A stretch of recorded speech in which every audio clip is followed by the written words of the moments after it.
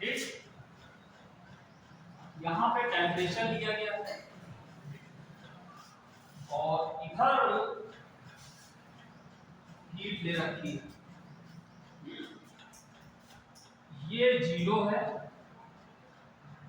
और अगर ये 0 है तो इधर नीचे की तरफ बना देते हैं ये -10, ठीक, और ये यहाँ पे प्लस। ये टेम्परेचर जो है डिग्री सेंटीग्रेड की, ठीक, ये माइनस में है और ये कुछ इस तरीके का ग्राफ बना है। हाँ, ये इस तरह का ये ग्राफ बना, ठीक, और फिर ये ऐसा हो गया और यहाँ पे ये जो मिल रहा है ये 100 कैलोरी, ये कितना है 100 कैलोरी, ठीक। ये तो इसमें लोगों को निकालना क्या, सिर्फ ग्राफ दे रहा है, कह रहे हैं find the specific heat capacity. क्या निकालना है इसमें, स्पेसिफिक हीट कैपेसिटी निकालनी है of the solid of mass 2 ग्राम। 2 ग्राम का कोई सॉलिड है तो उसकी स्पेसिफिक हीट कैपेसिटी निकालनी है इस ग्राफ से, इस ग्राफ से निकालना है, ठीक है भाई। क्या हो सकता है, तो ऑप्शन क्या क्या दे रखे हैं, 0.5 कैलोरी पर ग्राम डिग्री सेंटीग्रेड, एक तो ये ऑप्शन है। दूसरा है -1.5 कैलोरी पर ग्राम डिग्री सेंटीग्रेड और तीसरा है 2.5 कैलोरी पर ग्राम डिग्री सेंटीग्रेड और फोर्थ है -2.5।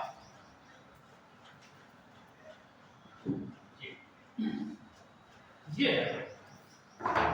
सिर्फ इस ग्राफ से देख करके आपको स्पेसिफिक हीट कैपेसिटी बतानी।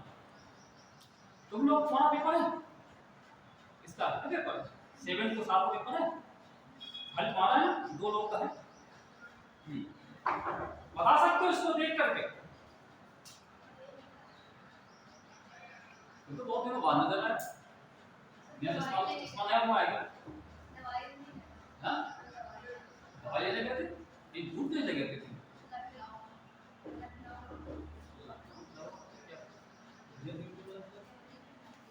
बीमार हो गए थे।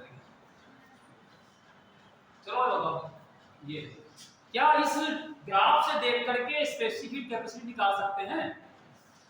ये ग्राफ क्या शो कर रहा है, हमने ग्राफ उस दिन बताया था, इधर टेम्परेचर है इधर हीट है, इसका मतलब क्या हो रहा है कि टेम्परेचर देखो पहले इसका -10 था, अब ग्राफ समझिए। अच्छा तुम समझा सकते हो, हम ना समझा फिर तुम लोग बताओ इससे ग्राफ से क्या इंफॉर्मेशन मिल रही है। टेम्परेचर बढ़ रहा है, कहां से कहां तक बढ़ा, -10 से 10 तक गया। तो ये ग्राफ बता रहा है इसका टेम्परेचर ये देखो ऊपर तक कहां से बढ़ता जा रहा है और ये वाला क्या शो कर रहा है, ये क्या शो कर रहा है, यानी कि हीट इसको, हीट भी क्या, ये ग्राफ बढ़ रहा है हीट भी बढ़ रही है, यानी हीट इसको देना पड़ रहा है ना। तो जब इसका टेम्परेचर -10 था उस समय हीट 0 है, ठीक है। फिर टेम्परेचर को हमने बढ़ाना चालू किया तो हीट को देते आ रहे, ठीक है। ये इधर बढ़ रही और यहां से बढ़ते बढ़ते जब हीट कितनी आ गई 100, ये 100 हो गया, ये पूरा 100 कैलोरी, तो इसका टेम्परेचर कितना हो गया +10 हो गया।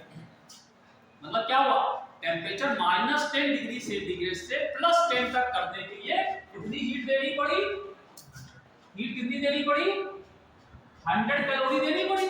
और टेम्परेचर कितना चेंज हो गया इसका, डेल्टा टी कितना चेंज होगा, -10 से 10 तक गया, मतलब कितना चेंज कितना हुआ 10 -10 होगा। बाद में ये हो गया, पहले कितना था -10 था, तो माइनस और -10 हो गए, कितना चेंज हुआ 20 डिग्री सेंटीग्रेड, ठीक है। क्लियर, ग्राफ समझ गए ना। अगर ग्राफ वाले सवाल आते हैं तो समझ सकते हैं ग्राफ का मतलब क्या है, ये बता रहा है हीट कितनी देगी और कितना, जब इसके आगे का हीट इसको आगे फिर दी जा रही है लेकिन इसका टेम्परेचर कांस्टेंट है, इसका मतलब क्या हो, ये क्या शो कर रहा है बता सकता है कोई, यहां वाला ग्राफ क्या शो कर रहा है, बढ़ती आ रही है। टेम्परेचर कांस्टेंट, टेम्परेचर जब कांस्टेंट रहता है और हीट देते जाते हैं, इसका मतलब क्या होता है? इसका मतलब क्या होता है कि वो हीट भी ले रहा है लेकिन टेम्परेचर नहीं बढ़ा रहा है। इसका मतलब क्या होता है उसके अंदर? जनरली क्या होता है, आप हीट देते हो टेम्परेचर बढ़ता है, जो कि यहां से वहां तक हुआ, लेकिन यहां पे भी हीट हम लगातार ले रहे हैं लेकिन टेम्परेचर नहीं बढ़ रहा। तो क्या हो रहा होगा इसमें? ये हम करा चुके, बताया था हमने, हीट भी दी जा रही है लेकिन टेम्परेचर नहीं बढ़ रहा, टेम्परेचर कोई चेंज नहीं हो रहा। इसका मतलब क्या होगा? नहीं समझे? स्टेट में चेंज होने लगा होगा, स्टेट चेंज, यानी कि अगर ये गैस थी तो गैस से कुछ वेपर बन रहा होगा, या अगर सॉलिड रहा होगा सॉलिड से गैस। जब तक स्टेट चेंज होती जाए टेम्परेचर कांस्टेंट रहता है, लेकिन हीट लगातार लेता रहेगा। ठीक है, मतलब यहाँ पे क्या हो रहा है, इसकी हमने दो सवाल दिए थे, हमने भेजे थे आपको ग्राफ वाले सवाल, हो गए थे नहीं हो गए थे? इसमें ग्राफ दिया हुआ था, उससे मुझे बताना था, कोई चीज निकालना था, दो ग्राफ वाले क्वेश्चन थे।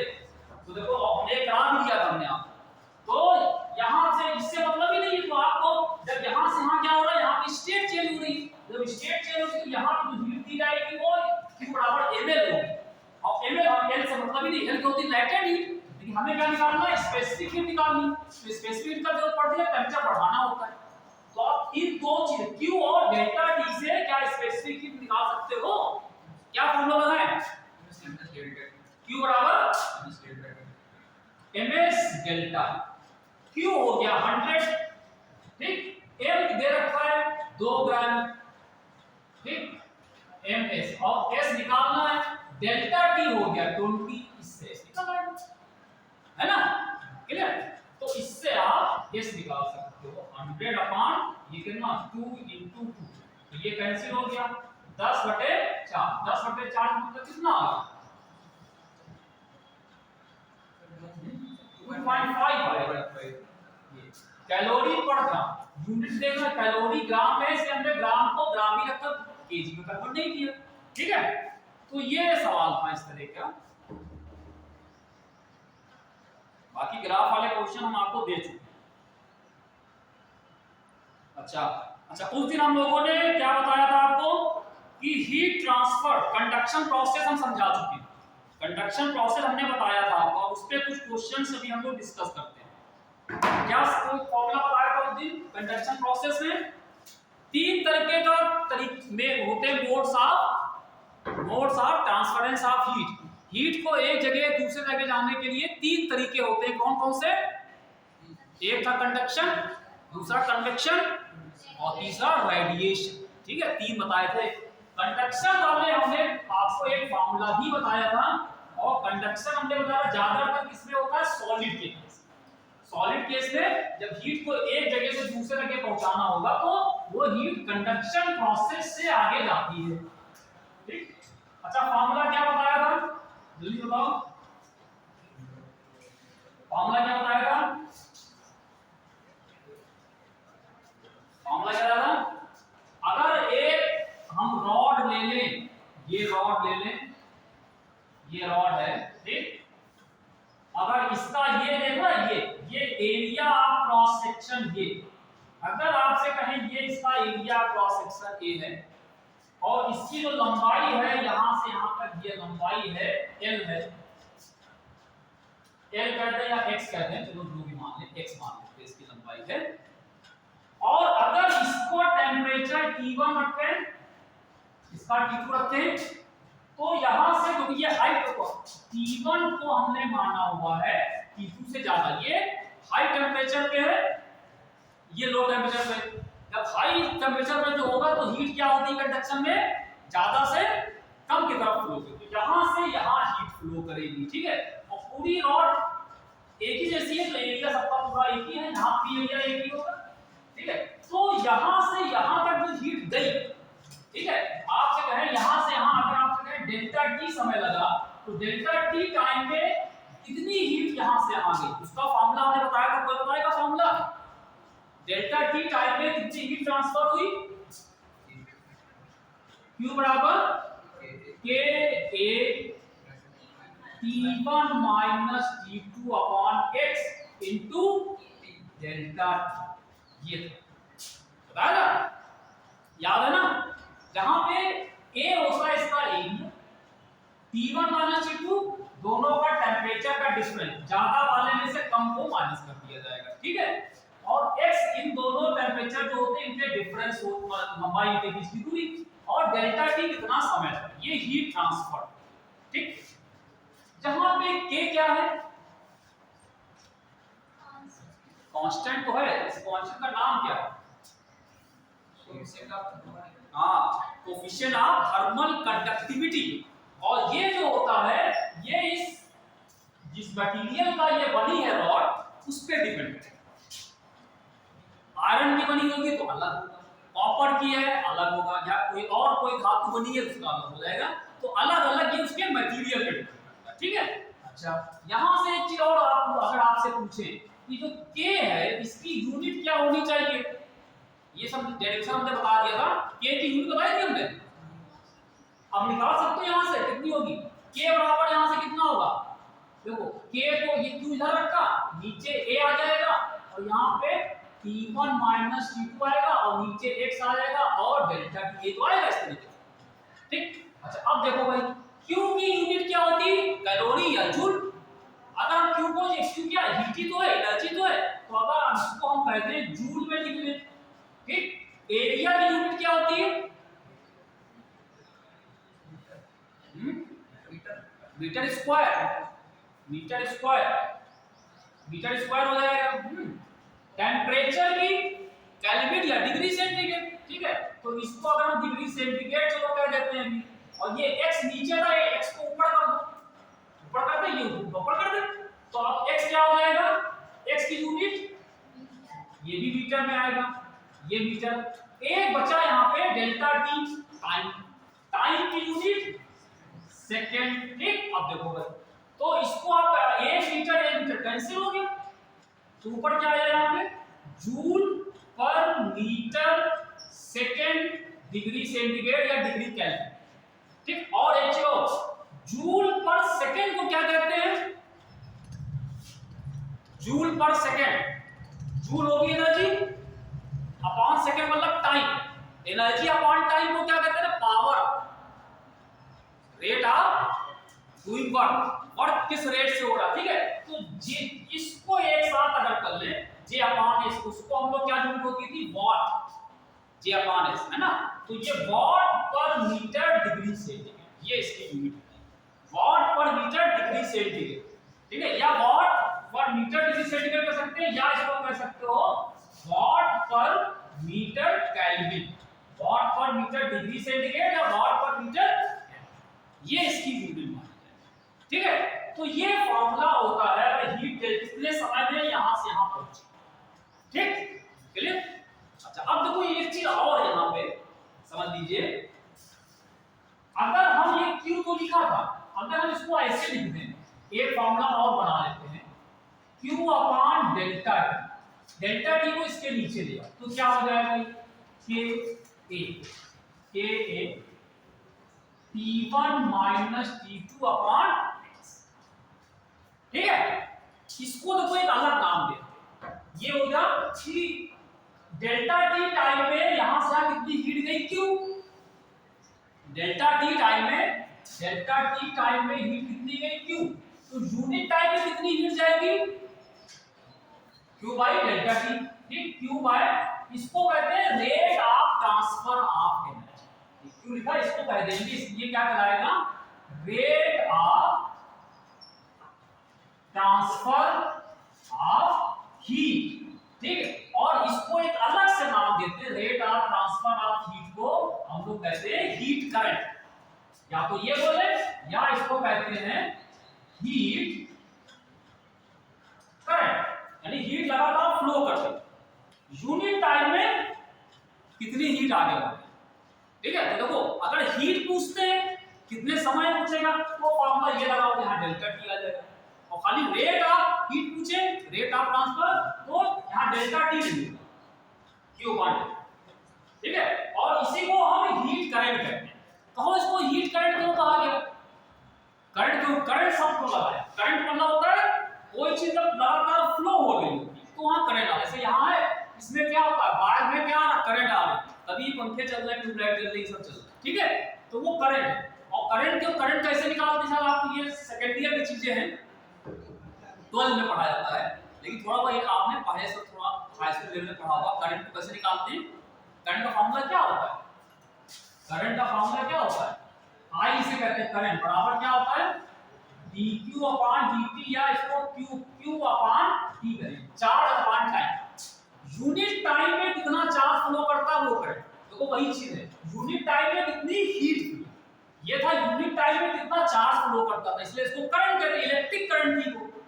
ये यूनिट टाइम में कितना हीट फ्लो, इसलिए इसको हीट करंट कहते हैं, समझे। हाय भाई, यहाँ पे एनर्जी फ्लो हो रही है, यानी हीट फ्लो हो रही है, वहां पे क्या था, चार्ज फ्लो कर, इसमें अगर धारा फ्लो करी, करंट फ्लो, इसका मतलब क्या है, इसमें चार्ज है एक जगह से दूसरे जगह। तो यूनिट टाइम में कितना चार्ज आगे बढ़ता है वो कहलाता है इलेक्ट्रिक करंट, और यूनिट टाइम में कितनी हीट आगे बढ़ती है वो क्या कहलाता है, हीट करंट, ठीक है। क्लियर, अभी इसको याद रखना, अभी इसका एक फार्मूला भी हम और बताएंगे आपको, ये क्लियर हो गया। तो इसको हीट, अब इससे पहले एक क्वेश्चन कर लेते हैं, फिर हम इसके एक और फार्मूला आपको बताते हैं, फिर उस पे क्वेश्चन करेंगे। क्या रिएक्शन वाला कुछ चल रहा है,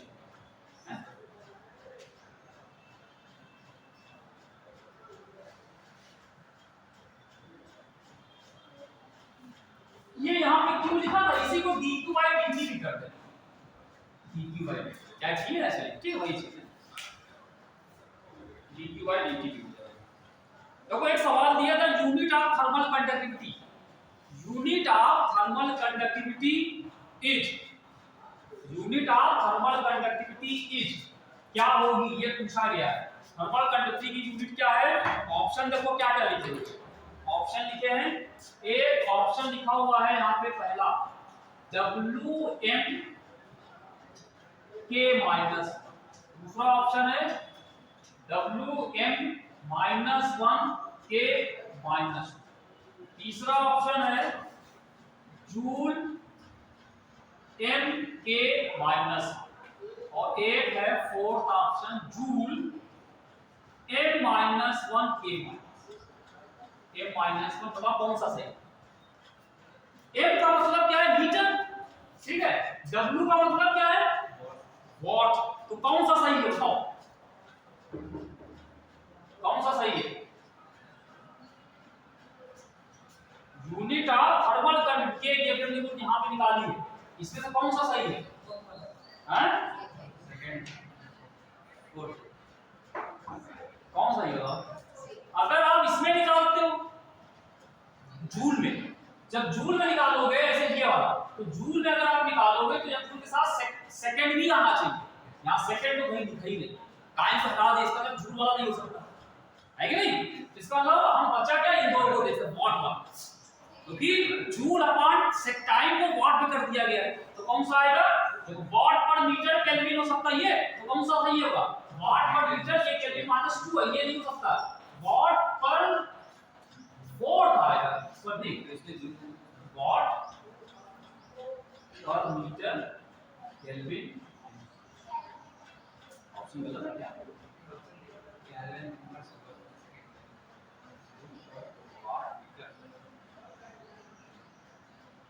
ये -1 है, पावर गलत है, ठीक, ये अब आ जाएगा, ये तो है, ये वाला, ये तो वाट, ठीक, तो दूसरा वाला, ठीक, तो ये है, चलो भाई अब इस पे न्यूमेरिकल करते हैं, फिर आगे बात करते हैं। तो फार्मूला आपके पास ऊपर लिखा हुआ है, दोनों फार्मूले लिखे हैं, इनको नहीं हटा रहे हैं, एक क्वेश्चन करके फिर हम आते हैं अगली चीज पे।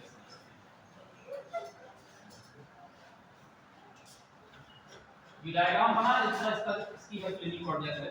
Correct, two ends of a metal rod are maintained at temperature, two ends of a metal rod are maintained at temperatures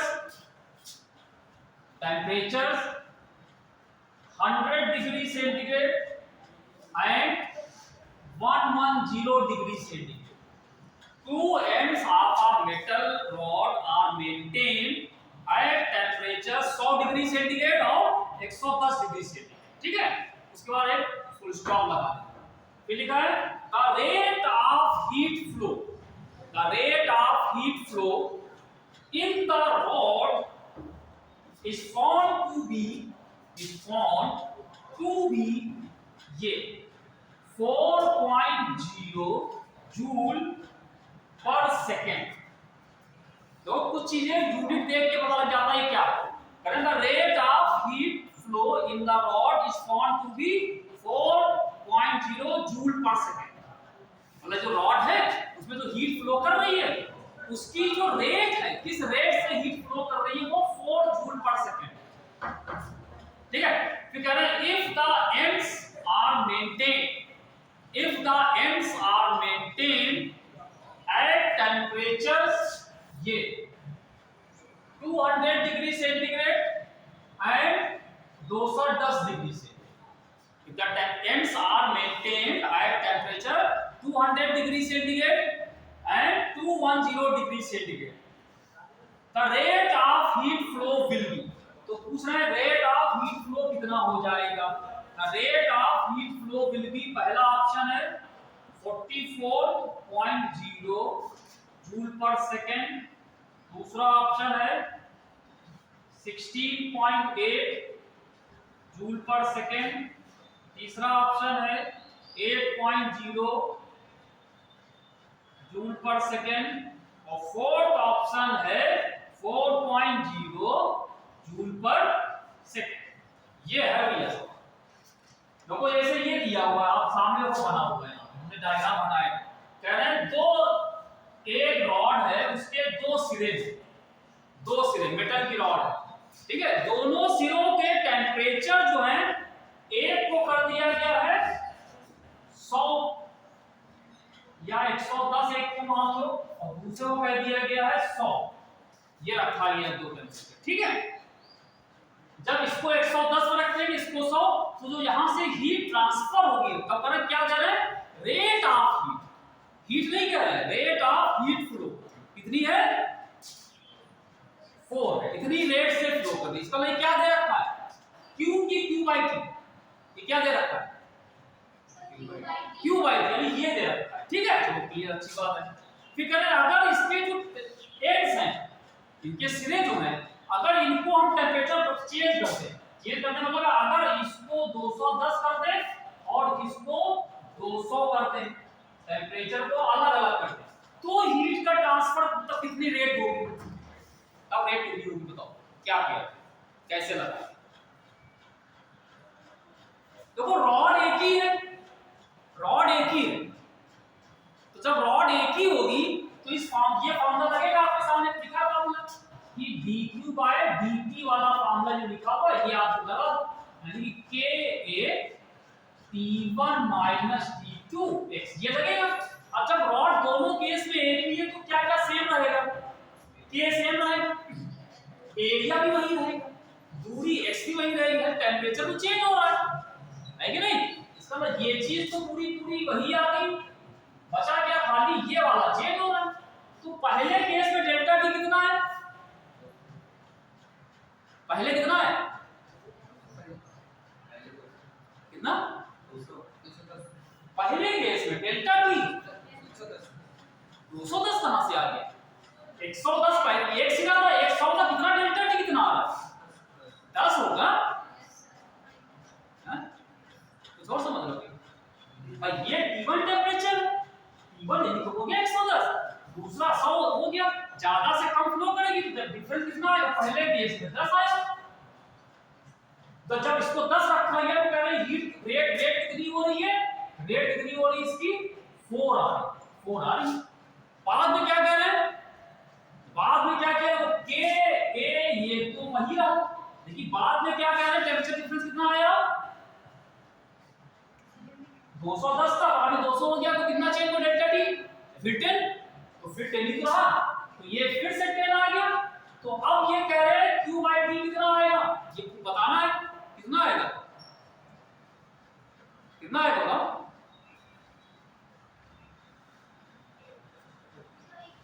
equal आएगा सेम। जब ये चीज सेम है, ये भी सेम है, तो ये तरह तो ये भी वही तो आएगा। सवाल घुमा फिरा के रख दिया उसको, तो क्या आना चाहिए इक्वल, यानी कि ये 4 वाला आएगा।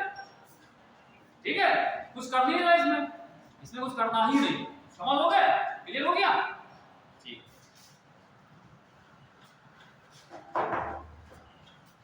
तो भैया ये मामला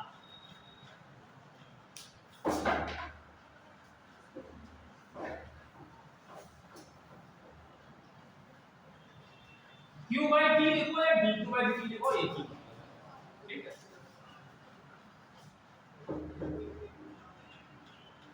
हाँ, अब एक सवाल देखो और है, एक क्वेश्चन और है, मैं जरा पकड़े वाले क्वेश्चन हैं, जरा समझना, ये सब हटा, ठीक, जल्दी निकल लेते हैं, फिर हम आपको एक अच्छी चीज बताएंगे, बहुत बढ़िया चीज, ठीक है, और भी बढ़िया चीज। तो कह रहे हैं कि देखो, which of the following rods, which of the following rods, bracket में लिखिएगा, ब्रैकेट में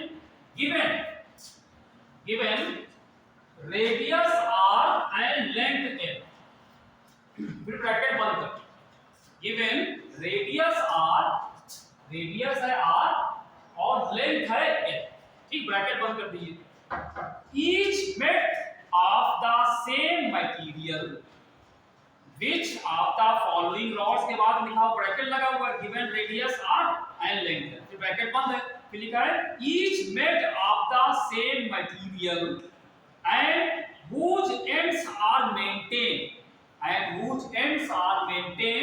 at the same temperature will conduct most heat, which will conduct most heat, ठीक है।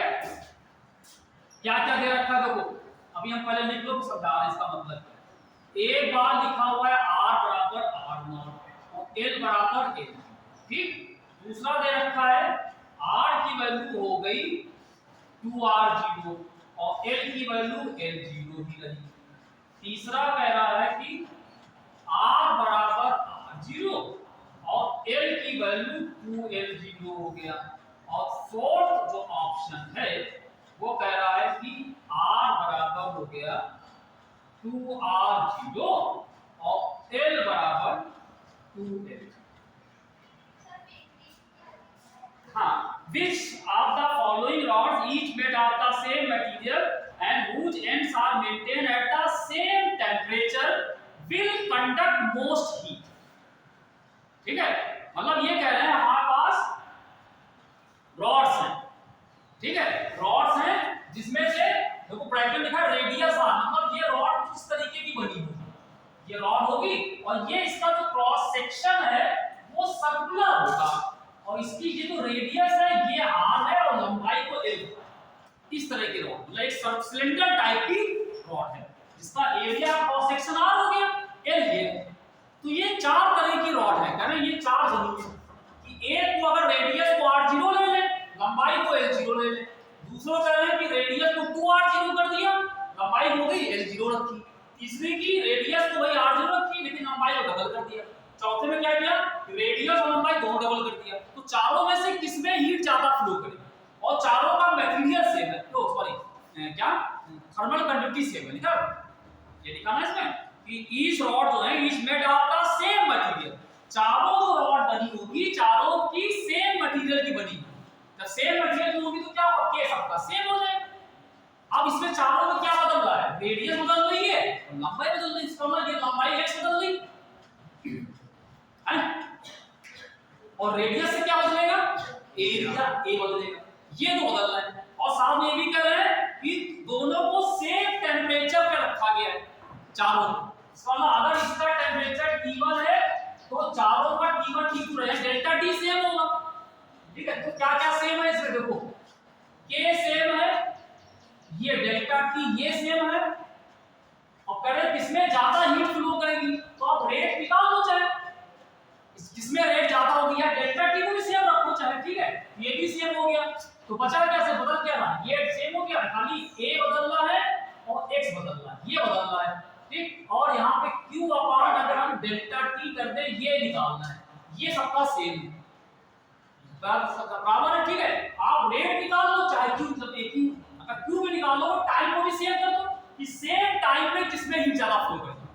हम पहला चाह रहे हैं यहाँ से हम 15 सेकंड लगे, तो 15 सेकंड में चारों में से किसकी ज्यादा फ्लो होगी? आपने 15 सेकंड को भी सेम रखा, डेल्टा टी भी सेम होगी, तो आप क्या करोगे? ज्यादा किसमें होगी? जिसका ए बाई एच ज्यादा होगा, ये तो होगा ज्यादा किसमें? ये सब तो सबका सेम ही है, ये सब सेम है। ज्यादा क्या? जिसका ए बाई एच ज्यादा होगा वही हो जाएगा। अब किसमें ए बाई एच ज्यादा होगा निकाल लो। एरिया कैसे निकालोगे? एरिया क्या होगा? इसका एरिया कितना होगा? Pi r square. तो एरिया जो आप लिखोगे ए बाई एच का formula pi r square. X को आप क्या है? एक्स को चलो हम L0 कर लेते हैं कि पहले वाले पे ये हो गया, पहले का ये आया पहले पे, ठीक। दूसरे में क्या होगा? पहले में दूसरे में कितना होगा? ए बाई एक्स। दूसरे में ए बाई एक्स कितना आया? पाई। रेडियस कितनी हो गई? डबल हो गई, 2r हो गया, तो रेडियस कितनी हो गई? 2r0 का स्क्वायर, और लंबाई L0 ही रही, ये रही। अब ये कितना आएगा? पाई, ये हो जाएगा 4r0 स्क्वायर अपॉन, ये तो है, ठीक है। इसका मतलब ये 4 अलग कर दो, पाई r0 अपॉन ये दूसरे के लिए हो गया। थर्ड के केस में क्या होगा? थर्ड में a बाई एच कितना आया? r रेडियस कह रहे हैं r0 रख, इसको तो क्या करोगे? r0 ही रखोगे, लेकिन लंबाई डबल हो गई, तो लंबाई डबल हो गई क्या होगा? ये 12, ये कितना आ जाएगा? पाई r0 अपॉन ये वही रहा, ठीक। फोर्थ में क्या आएगा? फोर्थ में दोनों डबल डबल हो गए, दोनों डबल, इसका मतलब क्या होगा? पाई 2r0 स्क्वायर, नीचे 2l है ना, कितना होगा ये? 4 पाई r0 स्क्वायर, नीचे कितना होगा? अब ये इसको कट करोगे 2 पाई r0 अपॉन, किसमें ज्यादा है बताओ? किसमें ज्यादा है? ये इतना, ये देखो, ये सबके सब में कॉमन आ रहा है, ये सब में आ, ये सब में आ, है ना। ज्यादा कौन है? सेकंड वाला, तो सेकंड में ज्यादा, ठीक है। वो ज्यादा किसमें हीट ज्यादा फ्लो करेगी, तो कितने समय में सेम ना हो, ठीक है। तो फिर आपने ये टाइम सेम रखा तो क्या होगा? ये के बाई बनेगा, तो सेकंड वाला आ रहा है इसमें, ठीक है। तो भाई इस तरीके से सवाल इसमें लगे। क्लियर हो रहा है? पीछे बैठे लोगों को क्लियर हो रहा है? आगे बैठे लोगों को क्लियर हो रहा है? दाएं बैठे लोगों को क्लियर हो रहा है? बाएं नहीं, ठीक। सभी लोगों को क्लियर होना चाहिए, दाएं बाएं आगे पीछे सब। भैया आया करो सब लोग, टाइम आया करो, वरना सब शट डाउन में पर्दा गिर जाए, मतलब पर्दा गिरने वाला है, पहले बता दो। उस दिन तुम्हारा मित्र मिला था हमको, शायद वहीं कहीं रहता है सिविल लाइन, उनको पूछा था, हमने कहा तुम आते क्यों नहीं, तो कहने लगा कि उसका नर्सिंग वाला तो पेपर एक दे रहा है। हाँ हाँ रमन, तुम्हारे बारे में पूछा, तो आता है वह बात होती है उससे, क्यों नहीं आता है? सर वो दूसरी तैयारी कौन से तो कर दे चुका पेपर, हमको मिला था एक हफ्ते पहले मिला, तो उसने कहा कल पेपर था, कल परसों आएंगे, भी नहीं है, नीट ये नहीं देगा, नीट नहीं देगा, हैं इस साल नहीं देगा, तो कभी तो देगा, कभी तो देगा। तैयारी तो नहीं करेगा, नहीं करेगा तैयारी की, कोचिंग किया होगा, कहीं कर रहा है नहीं, अलग नहीं कर 70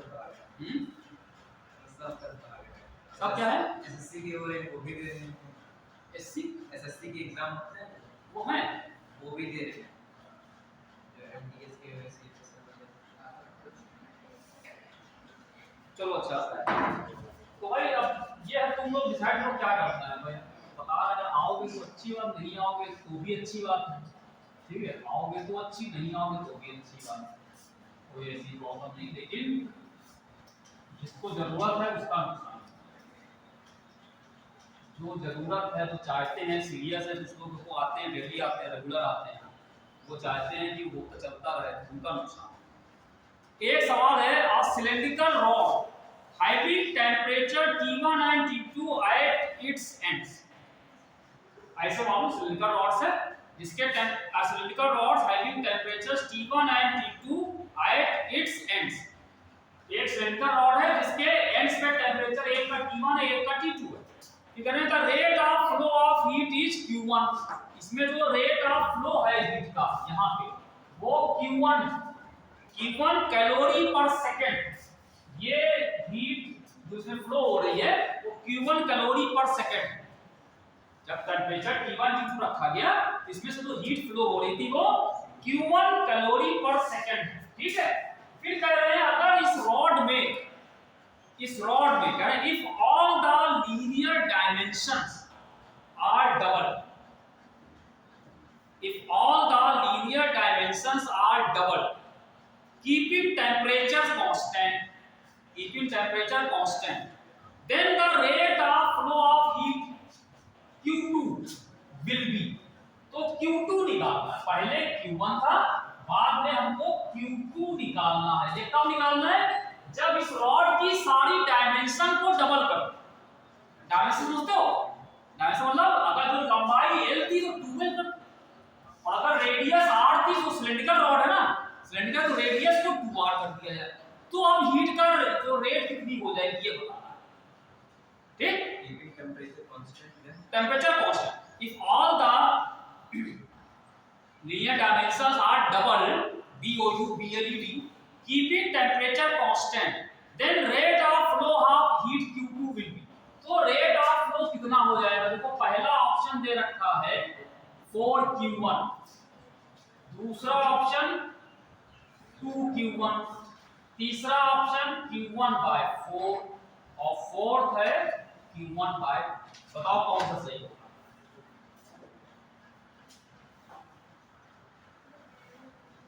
फॉर्मूले के ऊपर लिखे हुए रेट ऑफ फ्लो कह रहे पहले T1 टेंपरेचर एक T2 था, एक T1 पे एक T2 था, तो उसमें जो हीट का फ्लो था रेट ये वाला रेट दे रखा कैलोरी पर सेकंड है ना, ये दे रखा ये Q1 तो पहला ये फॉर्मूला लगेगा। पहले केस में क्या दे रखा होगा?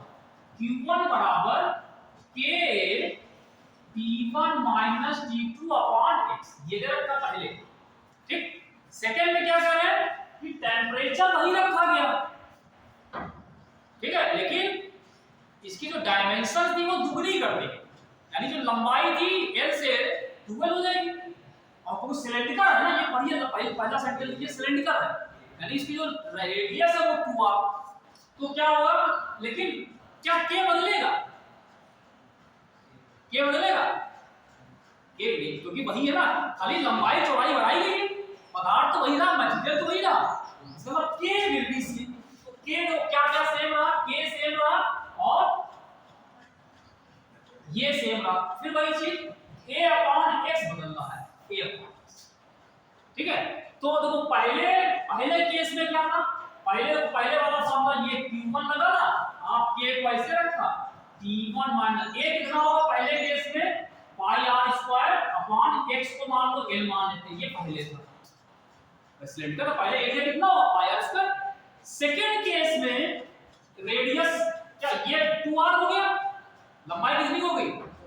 2L, तो पहला वाला ये हो गया। अब वो सेकंड केस में जो Q2 निकालना था, तो Q2 का फॉर्मूला क्या लगेगा? K T1 - T2 अभी हमने कहा ये सेम रहेगा, एरिया कितना हो गया? 2R², A/2R, डायमेंशन बदल डबल हो गई और लंबाई कितनी हो गई? 2L हो गई। तो पहले वाला सवाल जैसा लगभग आएगा, ठीक है। ये कितना आएगा सॉल्व करोगे तो?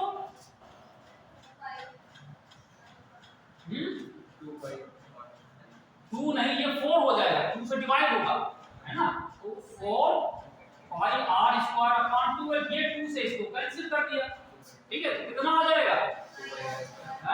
पहले वाले का Q2 कितना आएगा? भाई देखो ये 2 लिखा था, इस 2 को यहां लगा दो तो कितना आया? ये T1 - T2 πr²/L, ये क्या चीज है? ये पूरी चीज तो Q1 ही तो लिखी है, ये क्या है? ये Q1 तो लिखा हुआ है, नहीं लिखा है? है कि नहीं? है कि नहीं? बोल क्यों दे रहे हो? तो ये कितना आ जाएगा? 2Q1 तो डबल है, ठीक है। 2Q1 लिखा है इसमें, ठीक है, अब सवाल लग सकते हैं, अब लग सकते हैं, तो एक सवाल लगाओगे अपने आप।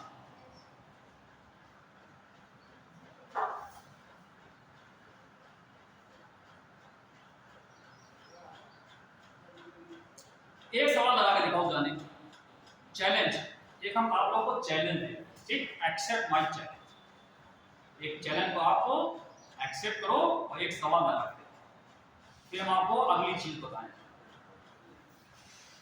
ठीक है, इसी तरह से मिलता जुलता है, ठीक है, ज्यादा बढ़ाने की बात नहीं, लेकिन एक थोड़ा सा नई चीज में ऐड करना पड़ेगा, ठीक है, वो आपको अगली चीज को ऐड कर देना, क्योंकि शायद आपको अगर पहले की चीजें आपने पढ़ी हैं, पहले की चीजें अगर आपने पढ़ी, पहले चैप्टर जो हमने कराए हैं, तो वो अगर आपको पता होगा तो कर लोगे, वो ऐसा करेंगे हम 20 में ये जो हम पढ़ा रहे हैं, इन केस अगर ये चलता रहा मामला, ठीक है, तो आगे की चीजें कवर करते रहेंगे, और पुराना हम कर चुके हैं उसके भी कुछ क्वेश्चन हम 20 में फिर से भेजते हैं, ठीक है, तो प्रैक्टिस चलती रहनी चाहिए, पहले ही आगे पढ़ते रहे, पीछे का साफ होता जा रहा है ना, जैसे हमने पहला चैप्टर डायमेंशन वाला कराया था, है ना, वो सब कराया था, मेजरमेंट डायमेंशन, है कि नहीं, तो वाले क्वेश्चन भेजते रहेंगे ताकि आप लगाते रहे, वो पेपर सॉल्व हो गया तो भेजा था हमने, फिजिक्स में सॉल्व हो गया क्वेश्चन सर, जितने पढ़ाए वाले हमने पेपर भेजा था, उसमें जो हमने फिजिक्स की चीजें करा दी हैं, वो उसमें क्वेश्चन देखिए आए होंगे, वही लगभग आए हैं, आप अगर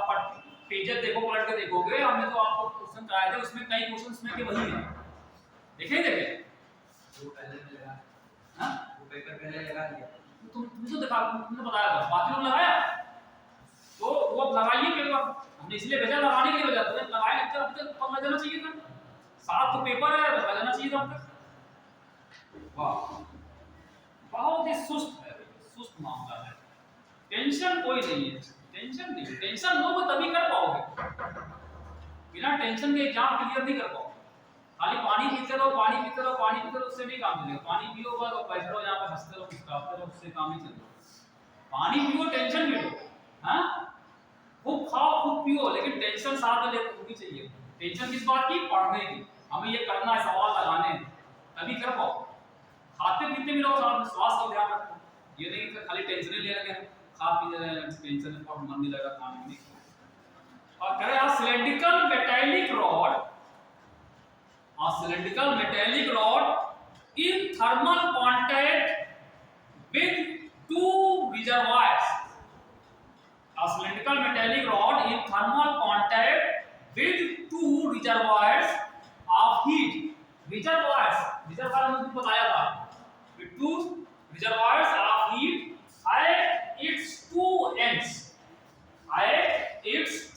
ends conducts an amount of heat q, conduct an amount of heat q in time t, in time t, a cylindrical metallic rod in thermal contact with two reservoirs of heat at its two ends conducts an amount of heat q in time t, लिख लिया ना, फिर आगे है the metallic rod is melted, अब ये थोड़ा सा आपको दिमाग रखना, the metallic rod is melted and the material is formed into a rod, लिख लो, फिर समझा देते हैं इसका मतलब, लेकिन लगाना अपने आप है, हम सिर्फ हिंट करेंगे, the metallic rod is melted and the material is formed into a rod of half the radius of the original rod, the metallic rod is melted and the material is formed into a rod of half the radius of the original rod, लिख लिया, full stop लगा के आगे लिखिए, what is the amount of heat conducted by the new rod, what is the amount of heat conducted by the new rod when placed in thermal contact, with two reservoirs in time t, ठीक, ये है option, ये option है,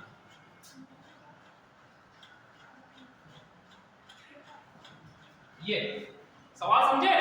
हम सवाल समझा दे रहे हैं, सवाल हम समझा रहे हैं। देखो क्या लिखा है, जैसे ये एक कोई सिलेंडर रॉड थी, कह रहे this cylinder rod is in contact with two reservoirs of heat. Reservoir हमने बताया था ये ऐसा बड़ी सी बॉडी होती है जिसका टेम्परेचर ना घटता है ना बढ़ता है, ठीक है। अगर एक का टेम्परेचर मतलब हाई टेम्परेचर पे है, इसका मतलब उससे चाहे जितना हीट ले लो उसका टेम्परेचर उतना ही बना है, ये रिजर्वायर का मतलब। और जो एक लो टेम्परेचर पे होगा इसका मतलब होगा उसको तुम चाहे जितनी हीट दे दो तो उसका टेम्परेचर बढ़ेगा, ठीक है। ये इसका मतलब है कि दो रिजर्वायर्स हैं, ये तो इसके दो सिरे हैं, इसको एक बड़े से हीट रिजर्वायर से लगा रखा, इसको एक बड़े से लगा रखा है, इसका T1 है, इसका T2, ये इतना ही, ठीक है।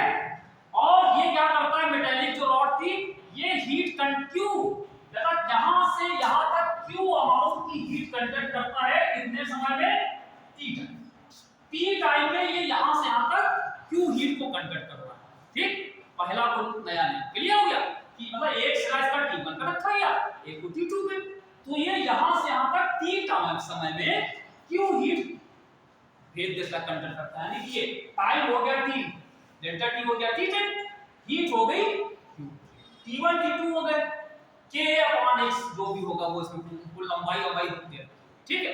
फिर ये कह रहे हैं अब कुछ ऐसा किया गया, ये पूरी रॉड थी इसको गला दी गया, मेल्ट, इसको मेल्ट कर दिया, पिघल गया, फिर नई रॉड बनाई, पिघल करके नई रॉड बनाई। जब नई रॉड बनाई तो क्या हुआ, मटेरियल तो वही रहा, वही पदार्थ था, मतलब कॉपर की थी, कॉपर ही रहा। जब कॉपर ही रहेगा तो K सेम रहेगा, लेकिन जो नई रॉड बनी उस पर तो क्या लिखा हुआ है, सुनिए, the metallic rod is melted and the material, जो भी मटेरियल था वो is form into a rod, ये नई रॉड बनाई गई, कैसी बनी, into a rod of half the radius of the original. जो अगली रॉड बनी उसकी रेडियस पहले वाली की आधी कर, मतलब ये इसकी रेडियस क्या होगी, पहले की अगर 8 होगी तो ये r/2 रेडियस, ठीक है। तो कहना है अब बताओ क्या होगा, तो what is the amount of heat conducted by the new rod when place in thermal contact with the reservoir, मतलब अब इसको फिर से इसी के कांटेक्ट में रखें, मतलब पहले वाले रिजर्वायर थे उसी से फिर से लगा दिया गया, ये ठीक है, ये कुछ ऐसे बन जाएंगे, तो यानी कि ये T1 T2 वही रहे। तो बताओ क्या रहा, जब इसको गला करके नई रॉड बनाओगे तो उसमें क्या किया जाए, देखो नई रॉड बनी तो रेडियस पहले बात की कितनी होगी, पहले की 8 थी तो 8/2 हो गया, लेकिन लंबाई के बारे में क्या विचार है, लंबाई क्या वही रहेगी, लंबाई वही रहेगी कि घट बढ़ जाएगी, क्यों, हाँ तुम सोच रहे हो, लेकिन सही तरह साइंस की भाषा में समझो इसको। जब किसी चीज को गलाते हैं या कुछ भी करते हैं, जैसे हम हाँ क्या कहना, उसको लंबाई बढ़ जाती है, ये तो वही बोला, और समझिए, जैसे हमारे पास एक था, ये था, ठीक है, हम इसको गला कर कोई नई चीज बनाए, कोई जरूरत नहीं रॉड बनाए, और रॉड से हो सके इसका एक सरफेस बना दे, ठीक है। तो जब ऐसा करते हैं तो वॉल्यूम चेंज, ये था, समझे। जैसे पहले रॉड थी, मान लो यहाँ तो रॉड पहले थी, बाद में रॉड ही बनाएगी, लेकिन रॉड से अगर कुछ और बना देते, रॉड से अगर मान लो इसको एक सर्कुलर ऐसा बना देते, डिस्क बना देते, तो क्या सेम रहता, वॉल्यूम जो पहले का वॉल्यूम होगा वही बाद का वॉल्यूम सेम, क्लियर, ये याद रखो। जब ऐसा होगा तो पहले का वॉल्यूम कितना रहा होगा, जब ये r रेडियस की रॉड थी, मान लो इसकी लंबाई पहले l मान लेते हैं, ठीक है, तो इसका वॉल्यूम कितना होगा पहले केस में। सिलेंडर का वॉल्यूम का फॉर्मूला हम लोग कई जगह इस्तेमाल कर चुके हैं पहले। सिलेंडर का वॉल्यूम कितना होता है, area of base into height, area pi r square, लंबाई l, ये तो होगा एक बेस का एरिया इनटू हाइट, तो पहले वाला वॉल्यूम कितना होगा, pi r square into l, इसकी लंबाई होगी पहले का, क्लियर। अब देखो जब दोबारा बनेगा तो वॉल्यूम सेम रखना है, ठीक है, तो वॉल्यूम बाद में भी सेम ही रखना है, तो लेकिन कह रहे हैं रेडियस को क्या करना चाहिए, आधा कर, तो कितना हो गया पाई r/2, ठीक है, अब मान लो लंबाई को हमने कह दिया l डैश, मान लो लंबाई बदल दी, ठीक है, ठीक है। अब देखो लेकिन वॉल्यूम सेम रहेगा, तो इसके बराबर करो, तो इसके बराबर करो तो क्या आएगा, ये कितना आया, पाई r square by 4l dash, ये तो आएगा।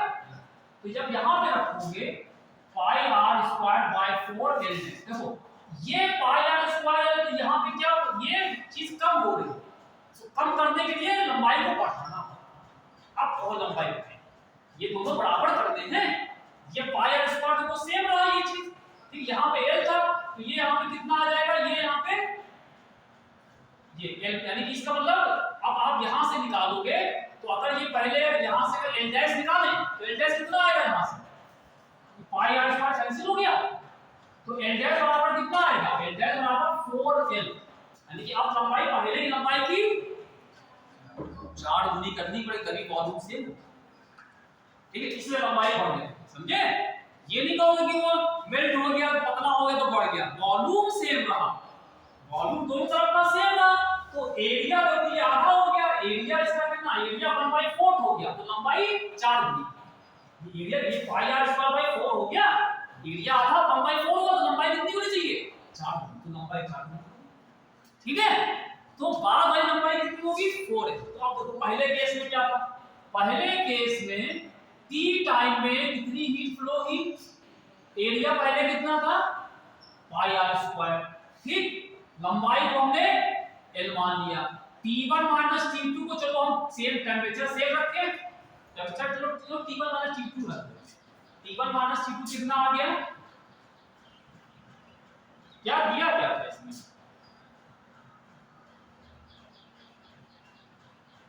अच्छा कह रहे हैं कि तो पहले केस में t टाइम में q हीट फ्लो कर रही है, कितने t टाइम में q हीट फ्लो कर रही थी पहले केस में, ठीक है।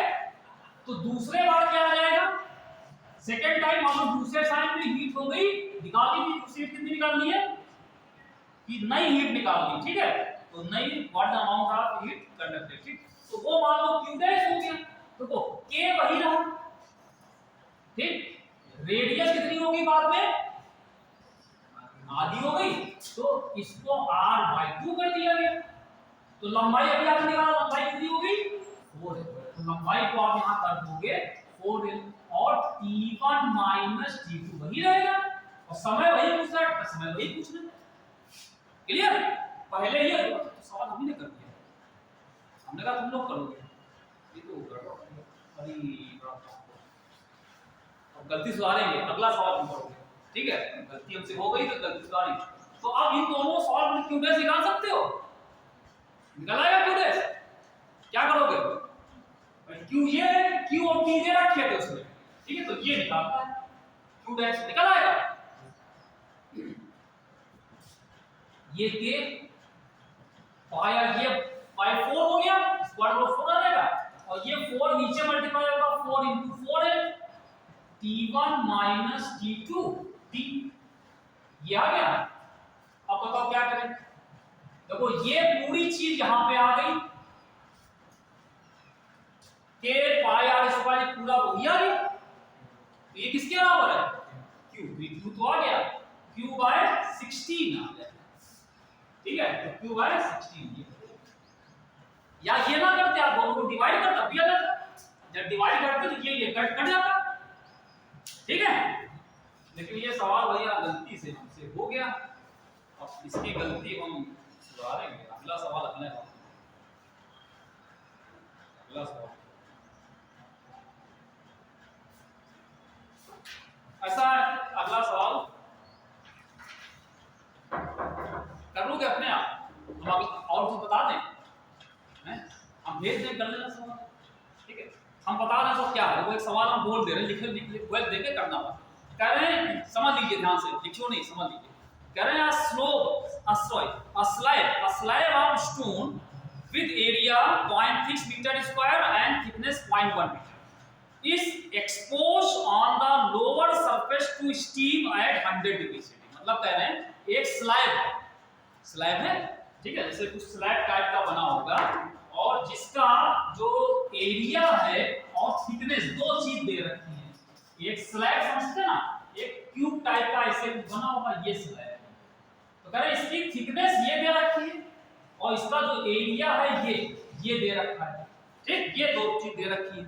और इसका जो लोअर एंड है ये नीचे वाला, इसको 100 degree centigrade is exposed on the lower surface to steam, यहाँ पे भाप से लगाया गया, भाप के कांटेक्ट में, स्टीम के कांटेक्ट में 100 डिग्री सेंटीग्रेड, ठीक, ये स्लैब।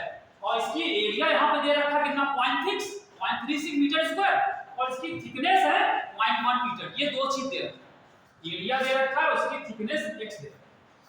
फिर कह रहे हैं अ ब्लॉक ऑफ आइस, एक बर्फ का टुकड़ा रखा हुआ है इसकी सरफेस पे, यहाँ पे a block of ice eight 0 degree centigrade, 0 degree centigrade पे इसके ऊपर रख दिया गया, बर्फ का टुकड़ा रख दिया गया, ठीक है। Rest on the upper surface of the slab, इसकी अपर सरफेस पे एक बर्फ का टुकड़ा रखा गया है 0 डिग्री सेंटीग्रेड, बर्फ 0 डिग्री सेंटीग्रेड लगभग मान लिया आपने, ये रखा गया, ठीक है। फिर कह रहे हैं इन 1 आवर, 1 घंटे में, 1 आवर 1 घंटे में 4.8 KG, 4.8 KG ice is melted, मतलब 1 घंटा में इंतजार किया गया, ये भाप से रखा गया, 1 घंटा इंतजार किया गया, तो 1 घंटे में बर्फ जाली ज्यादा होगी, तो उसमें 4.8 केजी की आइस मेल्ट गल गई, बाकी बची होगी, ठीक है। तो कह रहे हैं thermal conductivity of the slab बतानी, इसकी थर्मल कंडक्टिविटी यानी कि क्या बताना है, के बताना है, ठीक। और एक चीज और दे रखा है, गिवन है लाइटेंट हीट ऑफ फ्यूजन आइस की दे रखी, आइस जो यहां पे रखी थी उसकी लाइटेंट हीट ऑफ फ्यूजन दे रखी वो 3.36, वैसे लाइटेंट हीट आप जानते हो कितनी होती है, 80 कैलोरी होती है, लेकिन ये कैलोरी जूल में दे रखा है इसमें 3.36 10.5, तो कैसे निकालो बताओ, सवाल समझ गए। ये एरिया दे रखा है, कितने दे रखी है, इसको 100 डिग्री पे रखा, तो यहाँ पे आइस थी ये मेल्ट करने लगी, जब इसको सामान रखा तो ये मेल्ट कर रही थी, कह रहे 1 घंटे में 4.8 केजी की आइस मेल्ट कर गई, तो इसकी के निकालो, क्या किया है, कैसे हम हिट कर रहे, करिएगा आप, क्या हो सकता है, वहां जाना क्या चल रहा, ये हीट क्यों मेल्ट करी, ये बताओ, हीट क्यों मेल्ट, आपने इसको रखा, इसको तो ना नहीं रखा था भाप के संपर्क, यानी कि यहां से हीट यहां तक होगी, इतना होगा, है कि नहीं, ये 100 डिग्री पर रखा था, इसका मतलब यहां से यहां हीट ट्रांसफर हो, जब यहां से यहां हीट ट्रांसफर हो कैसे होगी, बाय कंडक्शन, तो कंडक्शन के लिए फॉर्मूला लगेगा, यानी यहां से यहां 1 घंटे में कितनी हीट गई वो निकाल सकते हो, कितनी, देखो 1 घंटे में T हो जाएगा 1 घंटा, 1 घंटे मतलब हो गया 1 आवर, मतलब इसको सेकंड में करोगे 3600 सेकंड, ठीक, चलो ठीक, ये हो गया। यहां से यहां हीट जा रही है, ये 100 डिग्री सेंटीग्रेड पे, ये 0 पे, T1 - 200 हो गया, ये पता हो गया,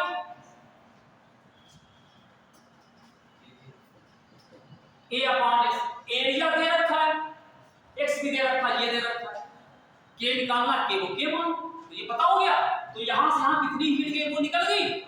अब देखो जब हीट यहां से गई, वो हीट कौन लेगा, बर्फ ने लिए तभी तो मेल्ट किया, तो आप जानते हो जब हीट बर्फ जो आइस मेल्ट करती है, तो मेल्ट करने में क्या होता है, स्टेट चेंज होती है, और स्टेट चेंज होने के लिए कितनी हीट चाहिए होती है, उसका फार्मूला क्या है, Q बराबर m state ml, state change में डेल्टा टी कहां है, ml डेल्टा टी क्यों लगेगा, जब स्टेट चेंज होगी टेंपरेचर तो कांस्टेंट रहता है, जब temperature state change, heat melt होता है, आइस मेल्ट कर रही है ना, यानी उसकी स्टेट चेंज हो रही है, तो वहां पे टेंपरेचर कितना चेंज हो रहा है, टेंपरेचर कांस्टेंट है, तो ml डेल्टा टी का मतलब ml लगेगा, तो इसको कितनी हीट चाहिए, ml, और m कितना है 4.8 केजी मेल्ट किया, तो m हो गया 4.8, और l दे रखा है उसमें 3.36, वो रख के निकालो, यानी हीट उसके बराबर कर देना, जो इतनी हीट चाहिए वही हीट इसको मिली है, वो बराबर है, इससे आप l भी दे रखा, m भी दे रखा, खाली k निकल रहा है, हो जाएगा, हमने हीट कर दिया, वो कर दिया, ठीक है, अभी हम भेज देंगे ग्रुप में, आप लोग कर लीजिएगा। हम आपको अगली चीज एक कराने जा रहे हैं, वो जरा समझिए, बहुत बढ़िया चीज है ये, बहुत इंपॉर्टेंट चीज, ठीक है। थर्मल रेजिस्टेंस की बात करें जरा, थर्मल रेजिस्टेंस क्या होता है, और थर्मल रेजिस्टेंस करके हम आगे कई सवाल अभी हम लोग करेंगे, वो अभी हम लोग थर्मल रेजिस्टेंस लगा करके फिर हम लोग कई सवाल करते हैं। ठीक,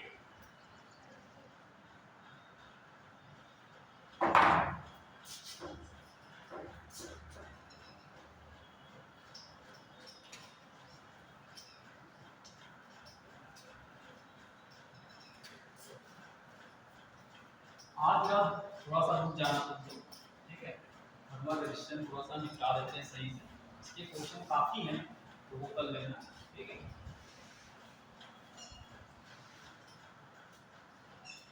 अरे कभी कभी तो बोलते हैं क्या तुम लोग है, इतने दिनों बाद नजर आ रहे,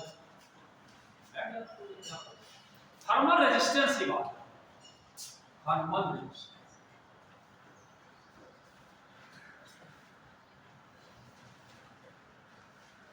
ठीक।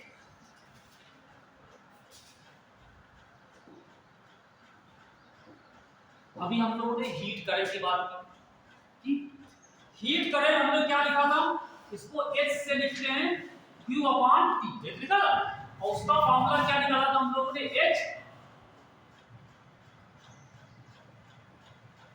A T1 by T2 upon X, ये निकाला था हम, ये हीट करंट है ना, हीट करंट, इसको S से निकाला था H। अब देखो भाई, ये जो फॉर्मूला लिखा है इसको अगर हम आपसे कहें ऐसे लिखो, T1 और ऐसे लिखो, और ये जो K था ना इसको नीचे ले आए, नीचे मतलब है डिनोमिनेटर में, तो क्या करना पड़ेगा, इसको उठा करके ऊपर लिखा था, हम इसको नीचे करना चाह रहे हैं, क्या करेंगे, ये नीचे x था तो x के नीचे ऐसे लिखा जाएगा, तो आएगा, जो ऊपर चीज नीचे आती है तो नीचे अपान में आती है, हम इसको ऐसे लिख सकते, ठीक। तो ये हीट का फॉर्मूला आ गया, रेट का, सॉरी हीट करंट का, ऐसे लिखो चाहे ऐसे, ठीक। अब देखो, अभी हमने आपसे बताया कि ये एक मालूम मेटल की रॉड है, हमने कहा कि ये टेंपरेचर T1 पे था, ये टेंपरेचर T2 था, तो यहां से यहां जो है Q हीट फ्लो कर रही है T टाइम पे, तो heat rate Q upon T निकालो, ये रेट ऑफ फ्लो है, इसको हीट करंट है, ठीक। तो बताओ यहां से यहां तक हीट क्यों फ्लो कर रही है, हीट को यहां से यहां जाने का कारण क्या, वजह क्या, क्यों फ्लो कर रही है, इस मामले में करंट क्यों फ्लो कर रही है, T1 माइनस T, जब तक ये टेंपरेचर का डिफरेंस रहेगा तब तक हीट फ्लो करेगी, अगर मान लो दोनों सेम टेंपरेचर पे आ जाए तब क्या होगा, T1 प्लस T2 जीरो हो जाएगा, तो H बराबर जीरो, यानी हीट नहीं फ्लो करेगी, तो होगा, यानी कि दो सिरे जो है सेम टेंपरेचर पे हैं तो हीट नहीं फ्लो, तो एक पॉइंट से दूसरे पॉइंट हीट कब फ्लो करती है, जब दोनों पे टेंपरेचर का डिफरेंस, ठीक है। तो आप ये भी समझ सकते हो कि cause of heat flow is क्या है, मतलब हीट फ्लो का कारण क्या है, the cause of heat flow is temperature, ना क्लियर है, क्लियर है, कहीं भी दो सिरे अगर डिफरेंट टेंपरेचर्स पे होंगे तो ज्यादा से कम की तरफ हीट फ्लो करेगी, और यूनिट टाइम में कितनी हीट फ्लो करती है उसको H हम हीट करंट कहते हैं, उसी को हम लोग क्या कहते हैं, ठीक। अब जरा इसी चीज को अभी हमने आपको बताया था, हीट करंट को करंट क्यों कहते हैं बताया था हमने, करंट को कहा गया था वायर वाला, ठीक है। तो अब एक चीज ये बताओ, थोड़ा सा अभी हमने पढ़ाया नहीं, वो 12 की चीज है, लेकिन आपने थोड़ा बहुत पढ़ा होगा, ये 12 में आपने शायद पढ़ा हो, आप तो पढ़ी थी, अगर एक वायर ले लें, एक वायर ले लें, इस वायर को हम एक करंट आई फ्लो कराएं, तो यहां से यहां करंट कब फ्लो करती है, किसी वायर में करंट अगर फ्लो करा हो, तार है इसमें करंट फ्लो कर, तो करंट एक जगह से दूसरे जगह कब फ्लो करती है, इलेक्ट्रिक करंट, इलेक्ट्रिक करंट कब फ्लो करती है, इलेक्ट्रिक अपने आप नहीं फ्लो करती, आप किसी वायर में करंट फ्लो कराने के लिए क्या करते हो, इसको लेकर के एक हम लोग पोटेंशियल डिफरेंस लगाते हैं, होता है, इसको किसी सेल से जोड़ते हैं, बैटरी जोड़ते हैं, भाई आप यहां स्विच को ऑन करो तो भी करंट फ्लो करेगी, यानी स्विच को ऑन किया, आपने क्या किया, इसमें आपने पोटेंशियल डिफरेंस लगाया। ठीक है, इसका मतलब ये करंट कब फ्लो करती है, जब इस वायर के बीच में क्या हो, पोटेंशियल डिफरेंस, यानी इसका पोटेंशियल इस सिरे का और इस सिरे का पोटेंशियल में अंतर, ये पोटेंशियल ज्यादा पे होगा, ये जैसे करंट होती है टेंपरेचर डिफरेंस में से फ्लो करती है, एक हाई टेंपरेचर पे एक लो टेंपरेचर, वैसे ये करंट कब फ्लो करती है, जब ये V1 पे हो, ये मतलब ये टेंपरेचर ज्यादा पे हो, करंट देखो ये करंट हाई से लो फ्लो करता है, और हाई क्या, टेंपरेचर नहीं, वोल्टेज, इसका पोटेंशियल ज्यादा होगा इसका, ठीक है। और आपने एक फॉर्मूला भी पढ़ा होगा, I बराबर क्या होता है, डेल्टा V अपॉन, ये पढ़ा था, इसको ओम्स लॉ कहते हैं, होता है। ठीक, अब आप इन दोनों को कंपेयर करें, किसको किसको, इन दोनों, ये दो लिखे हो, यहाँ पे कोई वायर में करंट कब फ्लो करती है, जब पोटेंशियल डिफरेंस जीरो हो जाए, अरे ये दोनों सेम, मतलब डेल्टा V का मतलब क्या चीज है, V1 माइनस, जैसे P1 आ चुकी है, जब दोनों सेम पोटेंशियल पे होंगे तो क्या होगा, ये जीरो करंट नहीं फ्लो। तो जिस तरीके से किसी वायर में करंट का तभी फ्लो करती है जब दोनों सिरों में पोटेंशियल का डिफरेंस होगा, ठीक है, उसी तरीके से किसी मेटल में हीट कब फ्लो करती है, दोनों में टेंपरेचर का डिफरेंस होगा। तो ये डेल्टा टी का मतलब हो गया डेल्टा वी, और ये आई है क्या हो गया, एच आ गया। इसका मतलब जो नीचे चीज लिखी वो क्या होनी चाहिए, वो आर के लगभग इक्विवेलेंट आना चाहिए, ठीक है। तो इस वजह से जो नीचे की चीज लिखी है ये, इसको भी यहाँ पे आर कहा जाता है, ये एक्स अपॉन के ए, इसको कहते हैं थर्मल रेजिस्टेंस, समझे। जैसे ये वायर का इलेक्ट्रिकल रेजिस्टेंस है, ये आर लिखा हुआ है, इसको हम लोग कहते हैं इलेक्ट्रिकल रेजिस्टेंस, ठीक। और ये जो आर है यहाँ पे, ये एक्स अपॉन के, ठीक है, इसको हम लोग कहते हैं थर्मल, ठीक है। मतलब जब हीट यहां से आप ये, अच्छा ये रेजिस्टेंस काम क्या करता है, ये करंट को फ्लो करने में रोकता है, रेजिस्टेंस, नाम ही रेजिस्टेंस, हिंदी में कहते हैं इसको बाधा, रेजिस्टेंस मतलब हिंदी में कहते हैं बाधा, यानी वो करंट को फ्लो करने में बाधा उत्पन्न करता है, उस बाधा को उत्पन्न करना था, इसी वजह से यहाँ पे वी पोटेंशियल डिफरेंस लगाया तो करंट फ्लो करने लगी। वही यहाँ पे, यहाँ से यहाँ पे जब हीट फ्लो करती है तो ये क्या करता है, जो हमारा जो मेटल है वो भी हीट के फ्लो करने में बाधा उत्पन्न करता है, उसी बाधा को थर्मल रेजिस्टेंस, ये इसका रेजिस्टेंस। अब ये क्या चीज है, देखो ये किस पे डिपेंड कर रहा है, लंबाई, एक्स लंबाई, ठीक, और ए उसके एरिया पे, और साथ में थर्मल कंडक्टिविटी, यानी उसकी नेचर पे डिपेंड करता है। मतलब ये तो थर्मल रेजिस्टेंस में किस पे डिपेंड करता है, पहली चीज हमारी पूरी बॉडी पे डिपेंड करता है, बॉडी पे, और बॉडी के मटेरियल, ये का मतलब उसके मटेरियल डिपेंड कर रहा है, और बॉडी मतलब उसकी लंबाई चौड़ाई, लंबाई और एरिया को, ठीक है, ये दोनों पे डिपेंड करता है। एक मान लो हमारा जो रॉड है अगर आयरन की बनी थी, बदल के हम कुछ और कर दो तो बदल जाएगा, अगर आयरन की ही रखी जाए तो के सेम रहेगा, लेकिन अगर लंबाई और बदल दो तो बदल जाएगा, क्लियर। तो ये थर्मल रेजिस्टेंस इन सब चीजों पे डिपेंड, क्लियर होगी। ये इसको कहते हैं, ये बराबर क्या होता है, x अपॉन k, या इसको l अपॉन k, क्लियर है। तो देखो ये जो हीट का फार्मूला है, हीट करंट का, वो फार्मूला हम लोग नया फार्मूला लिख लेंगे, ये जो लिखा हुआ था इसको लिखेंगे T1 माइनस T2 अपॉन ये, H बराबर T1 माइनस T2 अपॉन, इसी को R लिख दिया है, ठीक है। तो हम लोग ये फार्मूला लेके चले, क्लियर है। कि जो rate of flow of heat है वो क्या है, T1 minus T2 upon R, इतना लंबा फार्मूला था, Ka वगैरह लिखे थे, इस सबको छोटा सा R लिख दिया, R के फॉर्म में, तो R बराबर x अपॉन Ka या l अपॉन K, क्लियर हो गया। तो ये हो गया थर्मल रेजिस्टेंस की वैल्यू हो गई, ठीक है, ये हो गया थर्मल रेजिस्टेंस, ठीक। और इसको T1 माइनस T2 को डेल्टा T भी कर सकते हो,